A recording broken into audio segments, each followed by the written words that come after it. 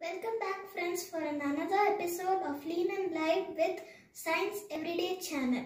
How are you all? Hope you all are doing fine. Well done. Today we are going to see a very interesting topic.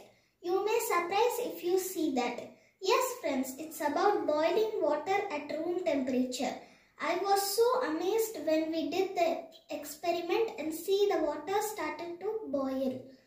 We learnt in the last video about the pressure cooker. Water boiled at higher temperature due to increase in pressure. In the mountain regions, water boils even at less temperature due to reduced pressure. You may appreciate by seeing the water can even boil at room temperature when we create the low pressure. Let's see the video.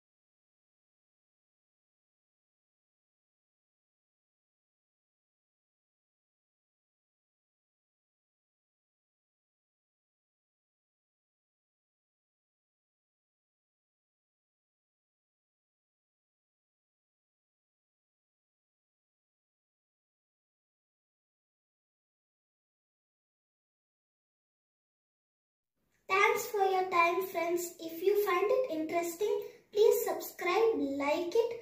Please put your comments. Let's continue to learn, explore, excel and nurture the science every day.